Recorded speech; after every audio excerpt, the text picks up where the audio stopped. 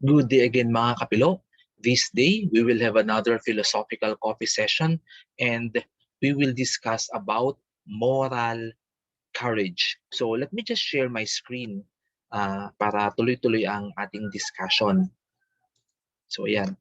So moral courage actually is chapter 3, topic 3 of our module in ethics. So let us just let us now start. So the learning outcomes for this topic is this. Upon completion of this topic, the student must be able to explain the significance of moral courage in ethical decision making. So this is a very short discussion class actually. So let us first discuss what reason is, then later on will and moral courage. So reason in ethics is the application of critical analysis to specific events to determine what is right or wrong and what people ought to do in a particular situation. So this was actually discussed last time during our discussion in uh, reason as a minimum requirement, a reason in impartiality as the minimum requirement for morality. So we discussed there that as human beings, we have reason. We have this reasoning ability. We know how to analyze things. We know how to analyze specific events. We can determine what is right and wrong. We can distinguish a good action from a bad action. And we do know what whether an action is what is ought to be done by the human person. Now, on the other hand, the will is the faculty of the mind that chooses a desire among the different desires present. So actually, will, ito yung meron sa isang tao na kung saan pwede siyang mamili whether to do or not to do something, or whether he can choose to do it or whether he can decide to do it or not to do it at all. So our will should be guided by the reason, by our reason. Why?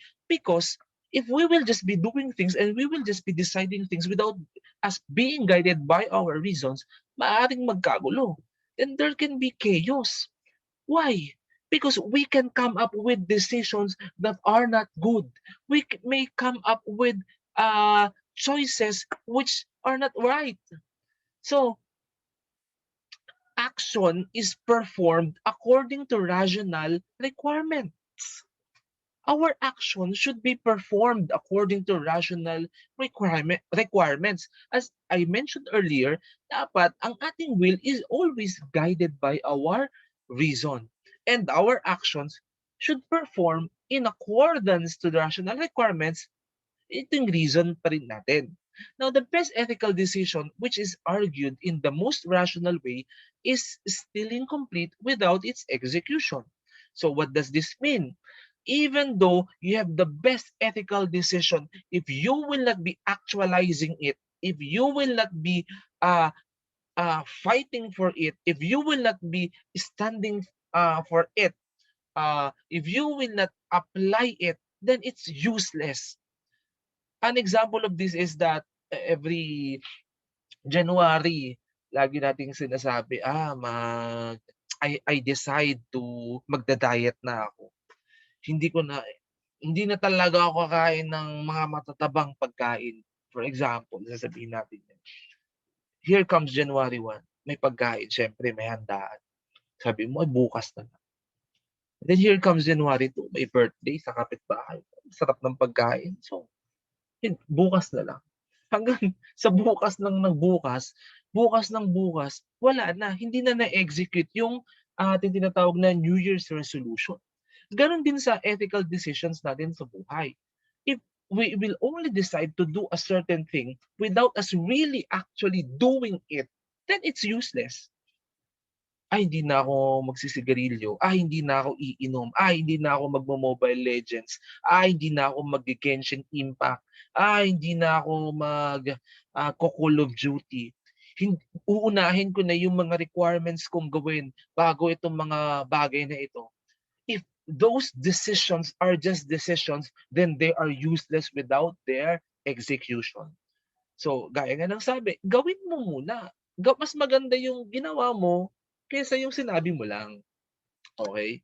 So, to continue, for Gambrel and Rowan, moral courage is important and the will enables the person to act deliberately and courageously. So, as persons, we must act deliberately and courageously. Deliberate. Ginusto mo, sinadya mo. Sinadya mo in a good way. Courageously, nang may paninindigan. Hindi yung tapang eh. Nang may paninindigan. Because if you have paninindigan, maaaring nandito ka sa katwiran. Hindi lang siyang basta-basta matapang. Because being brave is different from being courageous. Okay? Again, being brave is different from being courageous. Because sometimes you are brave, but you are not courageous. But you can be courageous, or you are courageous when you stand for something. When you are fighting for something. When you do have these principles na pinaninindigan mo at pinanghahawakan mo in your decisions. Now, according to Oswald, moral courage is a proposal behavior with high social costs and no direct rewards for person. Sabi niya, meanwhile, there are situations that demand a morally courageous intervention. Instances of injustice happen, and we can see them. Human rights are violated, and manood lang kayo ng balita, makinig kayo ng balita, magbasa kayo ng dyaryo, magbasa kayo ng news sa internet, makikita ninyo, here and there, human rights are being violated. Persons are treated unfairly and in a degrading manner. Here and there, makikita mo yan. Or nature and cultural assets are in danger. So if you are in a situation like this, will you now have the moral courage to intervene? If you see, for example, that injustice happens, or injustice happens, for instance, nakikita mo yung may dalawang tao, nagnegosyo sila. The other one is actually he has no education compared to his companion. So imbes na 50-50 ang kanilang hatian, ang nangyayari na lang ay 70-30. Okay?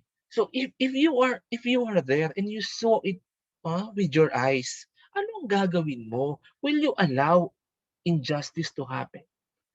In our society today, there are many types of injustices. Anong gagawin natin?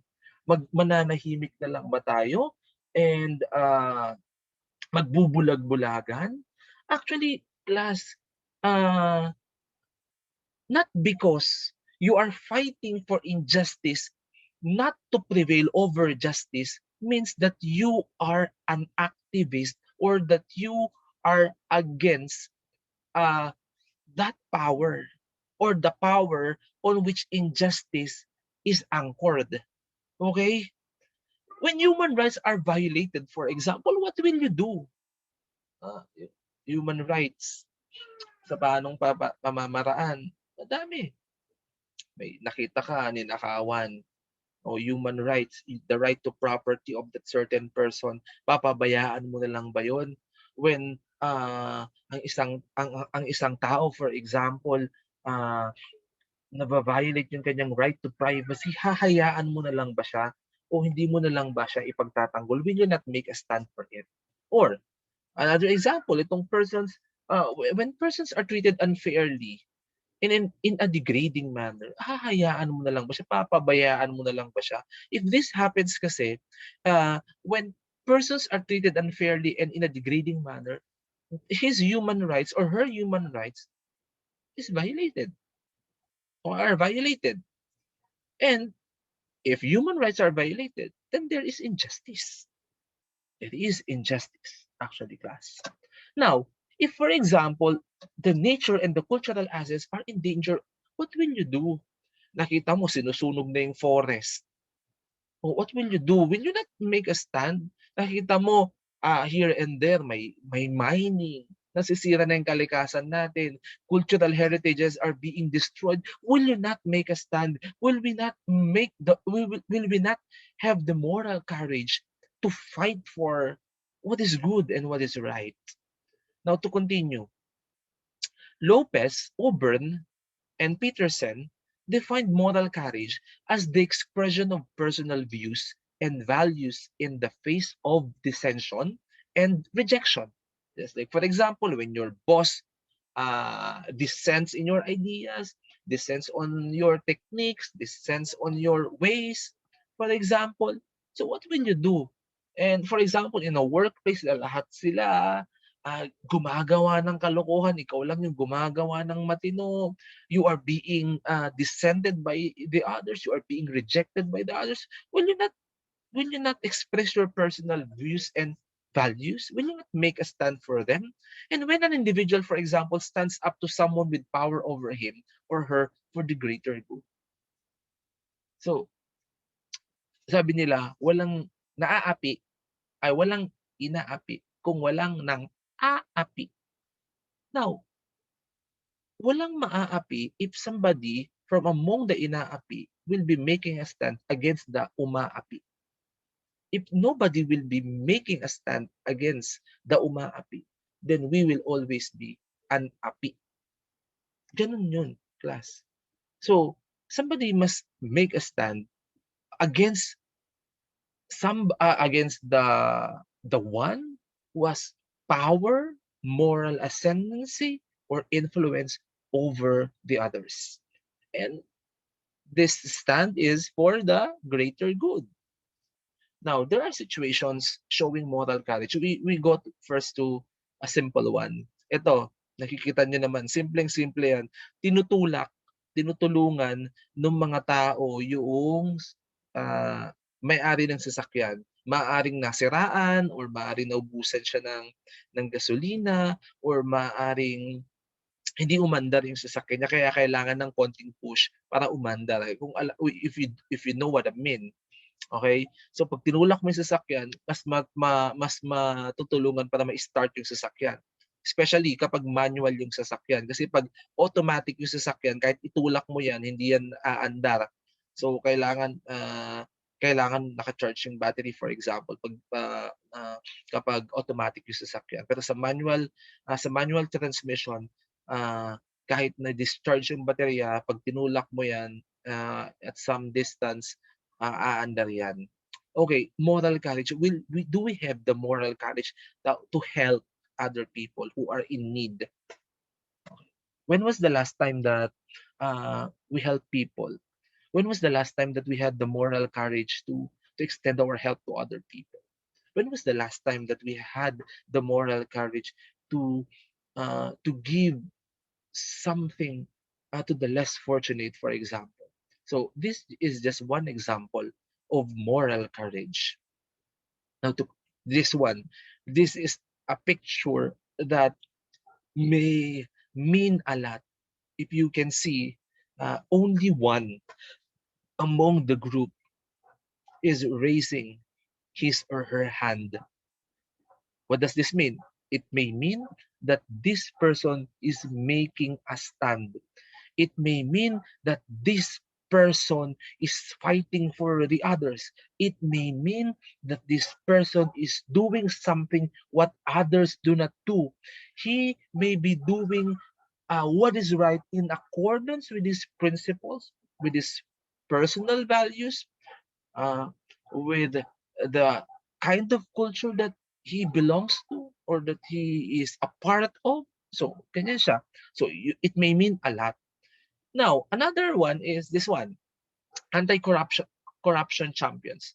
Last time, we saw that Vico Soto was awarded, okay, was awarded itong anti-corruption champion. So, from the many local chief executives of the world, it is an honor for Victor Soto to be awarded as an anti-corruption champion. Sabi niya before he stepped or he before he took his oath as the mayor of Pasig, sabi niya he will be doing something what others are not doing. He will be fighting for the disease that others just accepted as a disease and an insoluble disease, and that is corruption. So imagine class, if the Philippines do have mayors at par or better than Vico Soto, perhaps we may have a better Philippines. Perhaps we uh, we may have we may be a better country. We may be a country na walang korupsyon, na as in malinis. Okay, isa sa mga problema natin to, corruption. And it's good to have Vico Soto as one of the anti-corruption champions. Sana others will have the moral courage to do the same or to do better than Vico Soto. Now, integrity is moral courage in action. You should always remember that, class. Now, class, one of the things that I learned from a seminar dati that I attended last February, I think. Sabi dito, integrity is something that a person must have and must show to other people. But it does not only mean that but it does not mean that when you show to other people your integrity means that you have integrity. Because integrity is something which you do possess and which you must have even though others are not looking at you. Kasi if you will only show integrity, kapag may nakakakita, then that's fake integrity. Integrity must be shown by you as a person, even though others are not looking. Because if it is already ingrained in your personality, in your characteristic as a person, then you possess it. And you must have this integrity. Okay? May paninindigan ka dapat. May paninindigan ka para gawin ng tama, may paninindigan ka para mag-decide para sa tama, may paninindigan ka in order for you to cleanse whatever dirt you may see or whatever disappointing facts that you can see in the situations that you are in. So integrity. Integrity is moral courage and act in action. So I hope, class, that you learned something from our discussion, and I will actually give you another assignment, and I will just send in our group chat the Google form link. So until next time, I hope you learned something, and bye bye, bye bye guys, bye bye class.